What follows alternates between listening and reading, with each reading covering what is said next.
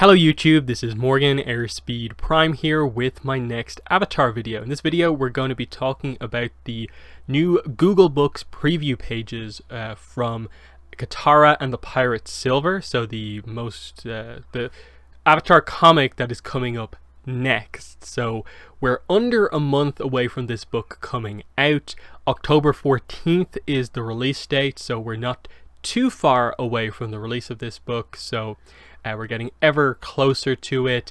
Unfortunately, there hasn't been like a ton of hype in the build-up to this book's release, because I think once people realized what it was, the hype definitely came down quite a bit. And at least from what I saw on a lot of the comments on previous videos when I've talked about this, yes, there's some excitement because it is a new Avatar comic, but it's nowhere near what it would be if it was a continuation. And I think just choosing to set this during ATLA, and even then not during one of the most interesting time periods of ATLA, you are very much limiting the excitement that can be had with a book like this. But anyway, let's go through this. So you can see some of the new sort of design stuff within the book for how they're doing these sort of borders on the basis of, Water Tribe character focused book. We get some kind of nice colorful borders here.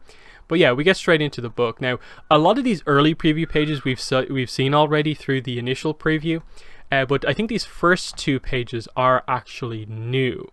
So I think this one immediately sets that it's just after Bitter Work, in that like yesterday Sokka was stuck in a hole, implying that Bitter Work just happened. So I guess that's where we're set here.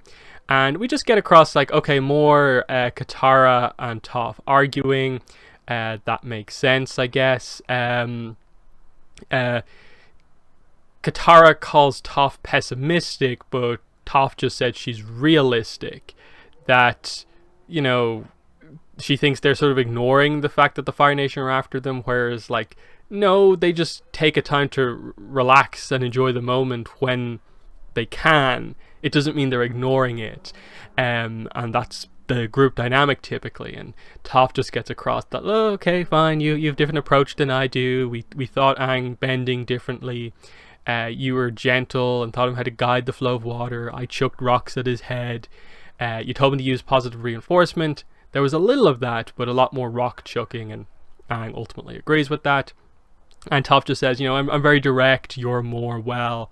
And here's the big comparison that I guess is going to be the sort of metaphor for Katara's arc in this book, is that she's like a croco kitten. Soft and gentle, like a croco kitten before its skin gets all tough and scaly with the crocodile aspects. And we'll come back to this in some of the later preview pages in a second. So then we get into sort of the panel that when we saw it in the first preview I had some issue with. I still sort of do, in that, I think Toph framing it as like she thought Aang how to earthbend in one day, full stop, is not quite the way I would interpret what happened in Bitter Work. Just because Aang does like one earthbending move at the end of that, versus when he first started doing waterbending and Katara taught him a bunch of moves. The difference though is that it took Aang a whole day to get to even moving any earth, whereas it took him like seconds to do waterbending. And again, Toph is basically a master at this point. Katara, when she first thought Aang waterbending, it was with her as a novice herself. And yeah, they just get across the idea that, like, look, it's fine that you both have different approaches and stuff like that. Aang likes that she's soft as a croco kitten. You don't have to be as tough as Toph. It's okay. And she sort of takes a bit of offense to that. So you can see exactly what they're going for. As Katara goes to interact with the pirates, she is going to prove that she can be tough on her own, and that she's not all about being sort of soft, gentle, caring, compassionate, and stuff like that. It's something obviously we as the audience already know about Katara. We know she is able to be really tough. She's one of the most powerful benders that we sort of know, basically, especially just directly in the list of waterbenders that we know. No one's denying that. So it feels like it's not the most ideal sort of way to create like a dynamic for the book. Is just that, like, oh, different approaches, and Katara's going to have this this comic to have her own journey on her own. So as the attack from the Fire Nation comes in, and they're getting across the idea, Katara was a little bit more relaxed, so she wasn't holding on to anything, so when they had to do the evasive maneuvers, she fell off. I think that's what they're going for here. But she saves herself from the fall into the water. We saw up to, I think, here before, then they skipped over a few pages, so we get to see her full escape from the raging waters here. So she's about to crash into this thing, but she creates a whole sphere of ice around herself, and then it sort of ricochets off the cliff faces here as it continues downstream.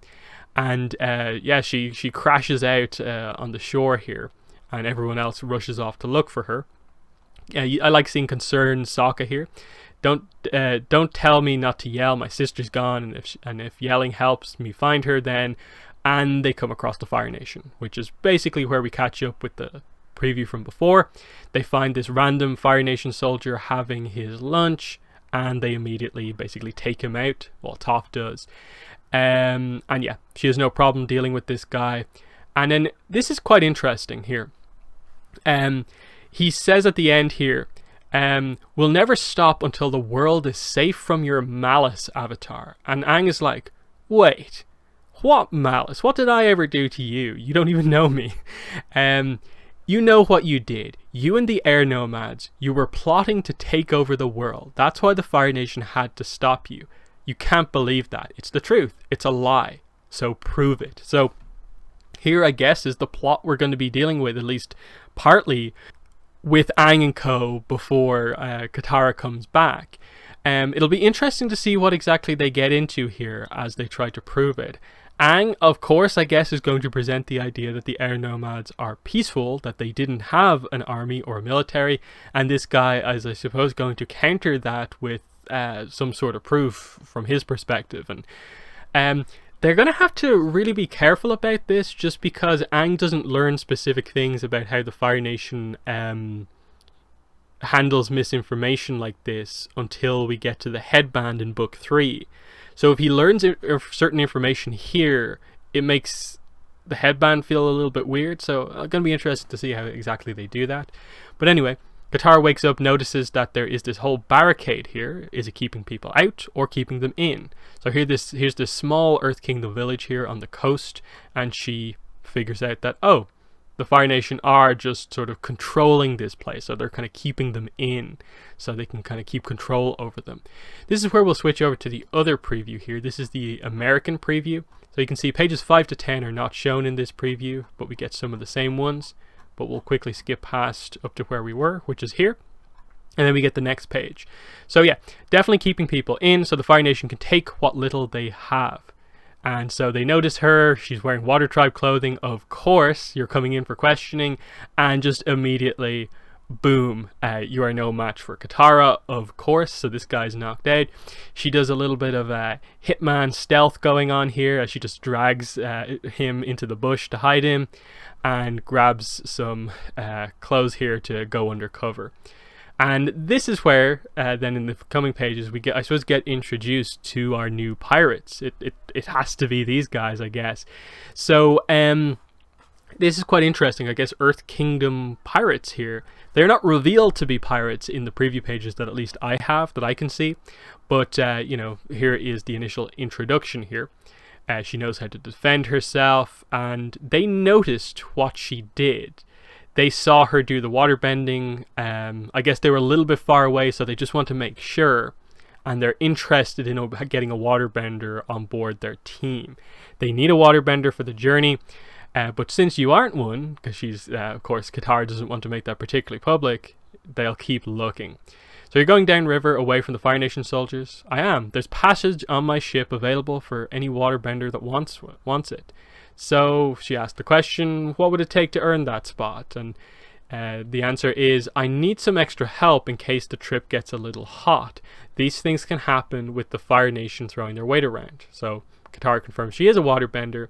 Take me down the river and I'll make sure your trip goes smoothly. So they want a demonstration, and yeah, they get it. It's confirmation. Just a quick little moment.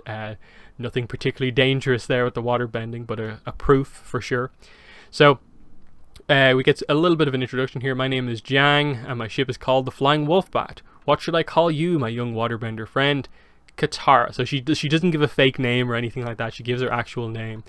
And yeah, they had a previous guy who said that they were a waterbender, but he was a fraud, and they basically put him into an area with a moose lion. So they have to, just get across that idea that there's a little bit of cruelty going on here. They make a bit of a joke about it because, of course, it was serious when it was after Sokka, and I suppose the timing of this is quite interesting in that they've just, I suppose, left that area, and this same group left a guy with the same animal.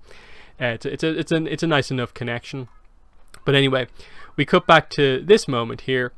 We do skip a page though. I wonder what's on this page. I guess it's something that relates to what happens here. Look, we don't need to rush off. I can tell this is important to you, Aang. Katara can take care of herself. You just said she was as soft and cuddly as a croco kitten. And so here's, I suppose, the full metaphor with Katara coming out here. This is what she's going to prove to us. I was teasing her. It's what I do. It's my job as her big brother. Also, have you seen a croco kitten? Sure, they're pretty helpless at the beginning, but once their scales come in, they could take down a full-grown platypus bear. Maybe not a full-grown platypus bear, maybe more like a half-grown one, but, just gets that idea across that is Katara. She usually is kind and caring most of the time, but if you do get her angry, she can be as tough as anyone. And I suppose that is a fitting description, I suppose, for the character, and that's what she's going to prove to us over the course of this book as she handles herself with this group, which she doesn't know are pirates yet, but I suppose we'll quickly find that out. And then it's all going to be about when she eventually comes back to the group, do they believe her when she says that, yeah, I had a whole trip with some pirates? Especially Toph. Will Toph believe her or not, and so on. I do find this extra little plot here with Aang and the Fire Nation soldier kind of interesting. He seems to want to stick around here and question this guy a little bit about what the Fire Nation do actually think about the air nomads so long on after the initial genocide. This could be interesting in terms of Aang actually dealing with something here, because ATLA itself didn't really bring up Aang and his people that much. So we could get into some interesting topics, but again, like I said, they do have to be careful about not introducing the information Aang learns in the headband until later. You can do, I suppose, a basic idea of the Fire Nation are, saying false things, and then later he learns that, the school properly teaches everyone that the Air Nation had a formal military, and that the Fire Nation was tackling them as being a threat to the world, whereas that's actually what the Fire Nation were doing. So at least to me, I almost find the Aang and just interaction with a random Fire Nation soldier to be the more interesting aspect of the book, because at least this preview doesn't get into what exactly this crew wants Katara for. I guess they want a bender to defend them if they have to fight Fire Nation people. I guess having a waterbender will help on a ship, but we don't know the full story here.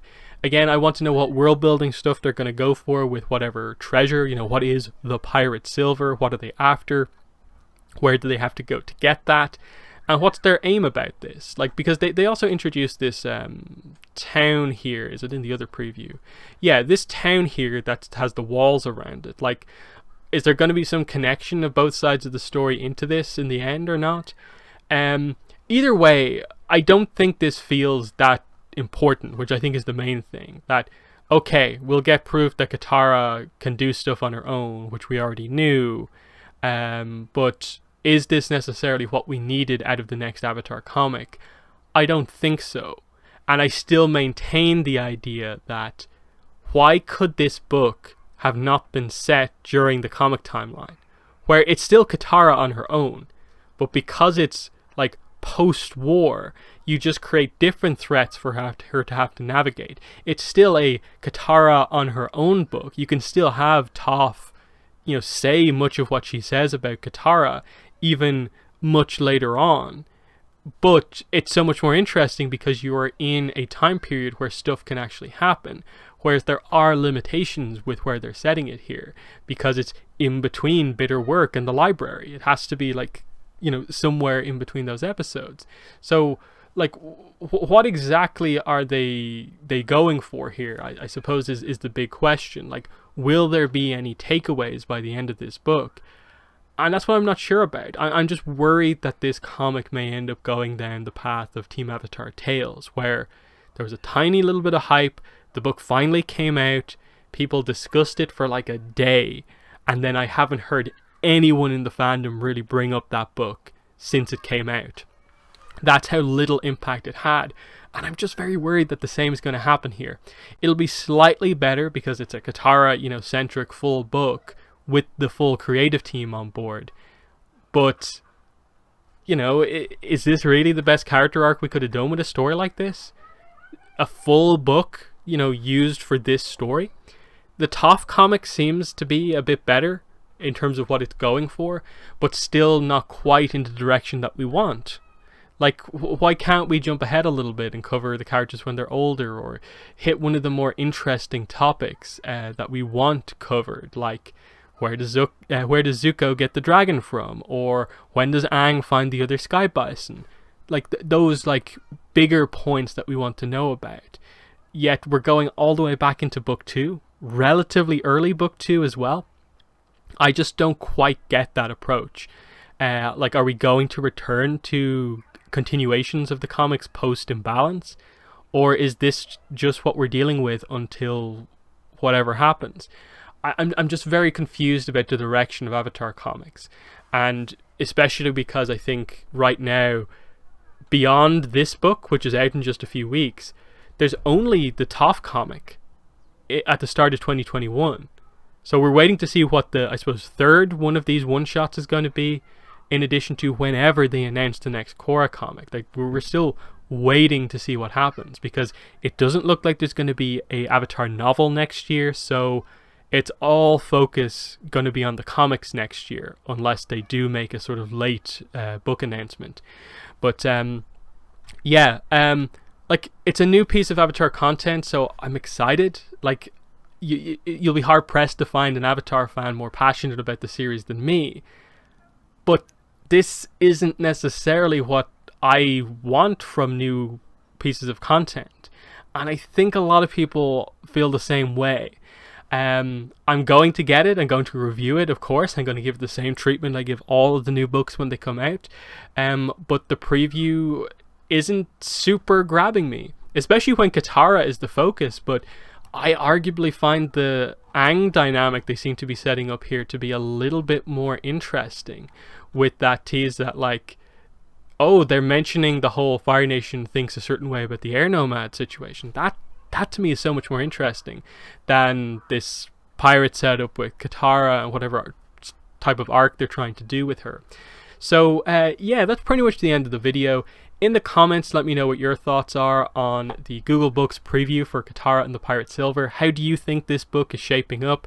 How excited are you for this? And I suppose just the current direction of the comics. But yeah, in the comments, let me know what your thoughts were. Otherwise, that has been the video. Thanks for watching, and bye.